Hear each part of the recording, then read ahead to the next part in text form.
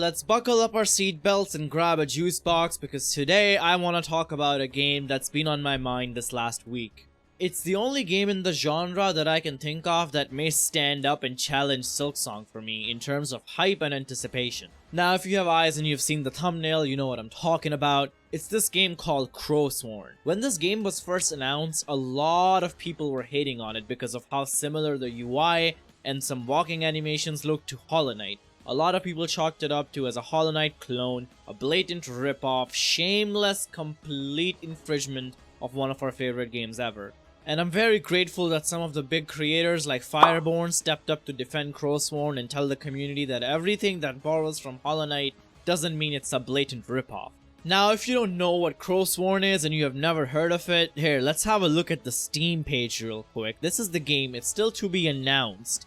And there's a trailer and a whole page up on Steam that you can have a go look at. There's some trailers there, some screenshots of the game. As you can see, the gameplay in the background. It's a very, very unique idea where they're borrowing from 3 games. That's their main inspiration: Hollow Knight, Bloodborne, and Devil May Cry. These games are genre defining. They are very big, very massive, very popular games. And I've never played Devil May Cry, but I fucking love Hollow Knight and Bloodborne, that's no secret.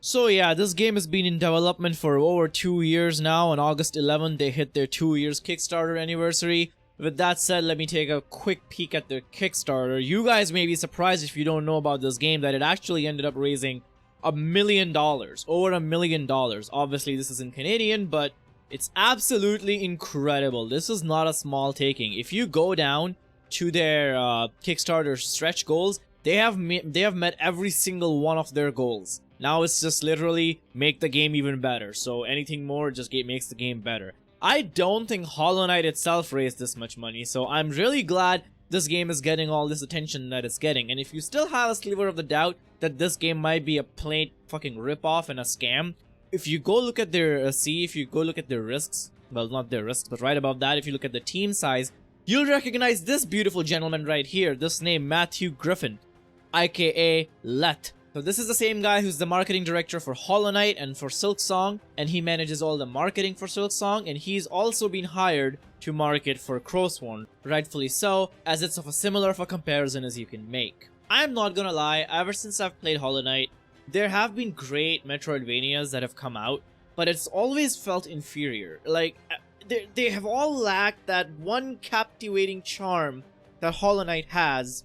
And for me, that's that gothic architecture of City of Tears, that dark fantasy side to it. The reason I love Bloodborne and Dark Souls so much is because I'm a fucking sucker for dark fantasy. And this game, it just oozes in atmosphere. Like, it is so atmospheric, so stylish. If you go ahead and look at some of the screenshots, let me enlarge them for you. It's very, very atmospheric. It's dark, it's gothic, it's stylish. The UI is very familiar to me, which is honestly a good thing.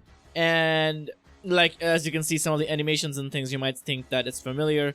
Going downwards is familiar. That was one of the reasons why people were calling it a ripoff of Hollow Knight, but it is anything but that. I highly recommend you check out the Kickstarter page if you have any doubts, or the Steam page. All these abilities and art style just looks very cool, very fucking amazing. And I'm sure the game's gonna feel very smooth to play. That's one thing I always loved about Hollow Knight that I don't find in any other Metroidvania games. That is how intuitive the controls feel and how in control you feel of the knight. The only other game that you feel so in control of is probably Celeste. Now, this game has a very similar development cycle as Silksong, which makes me concerned because a lot of people are speculating that Silksong is coming out this year.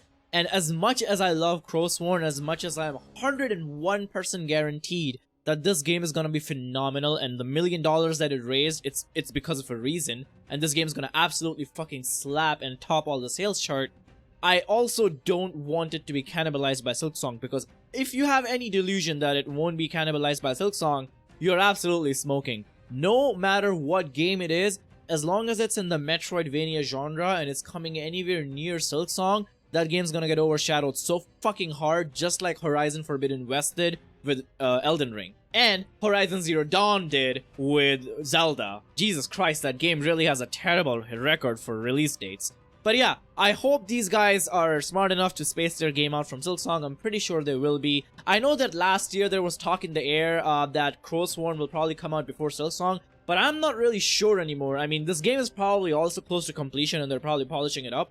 The game ballooned, if you can look at Quickstarters, because they met every single one of their goals, which means that they have to deliver on it because you're required to do that, and, you know, people have a lot of good faith in the game. Where the fuck did it go? Right here. So it's a lot of cool stuff that they added, and I'm really excited to see. I wish we had something like this for Silksong. I was talking about it with one of the persons in the comment section of the video I made, and because a lot of people are like, oh well, what update can they give? What do you want them to say to us, you know, that they're just making the game? That's not gonna be helpful. Well, first of all, you're wrong. It will be helpful to just hear from Team Cherry at this point, and second of all, it's really cool to see what's accomplished, because if you ignore the descriptions and you just read like the name, it's like really cool. Like, what the fuck is Tribunal of the Damned? I don't know, but sounds fucking cool, and I'm glad they met it. Also, this game is voice acted. That's really fucking awesome. Recently, I played Hollow Knight Vocalized. It's a mod that they made where they fully voice acted Hollow Knight. Community of Hollow Knight is amazing.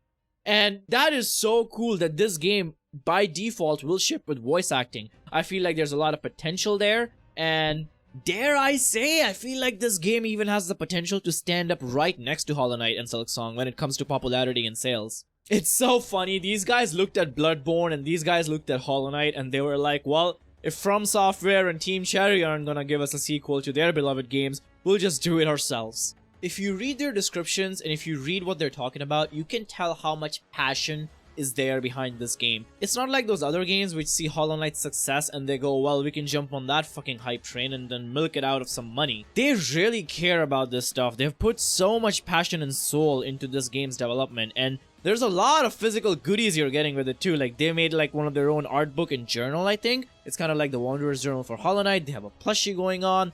They're trying to release on all major platforms, PlayStation, Nintendo. I'm not sure if they want to release on Xbox or not, but definitely PC, Mac, and Linux. And just look at the map of this place. I don't know, man. It's so fucking stylish and atmospheric. It has soul. That's what other games lack. A lot of Metroidvanias, that's what they lack. Their gameplay might be good, but they lack soul. This game doesn't. Also, you get to play as the fucking Grim Reaper Plague Doctor. I feel like that has been a fantasy of a lot of people who play video games for the longest time, and there's really nothing out there like this, where you get a fucking scythe, a gun, you know? It's, again, incredible. I can already imagine all the cosplays that are gonna come out of this game, all the fan arts, all the fucking modded content. Hollow Knight's modded community has carried it so far as it has, and I can only imagine the kind of mods people make for this game. And if you just take a quick look at their developer update cycle, I feel like these guys have done a much better job keeping in touch with their community than Team Cherry has. I know a lot of people are trying to defend Team Cherry, that they're doing the best they can, but I still stand by what I said in my original video, that they could have been doing much better without spoiling it for us, you know. There's a very happy middle ground you can find between spoiling all the details of the game and just showing what you're making versus keeping your community up to date. Anyway, I just wanted to make a quick video talking about this game because I really wish these developers well, and I hope that this game is not going through development hell or anything like that, and I really hope this game doesn't get cannibalized by Silksong hype. And if you're a Hollow Knight fan trying to shit on this game for being a clone, then you need to sort out your priorities. Do you guys know about this game? Is there any cool detail you want to share in the comments? Let me know down below. Subscribe to the channel if you like the video, and I'll see you tomorrow with a new one. Bye.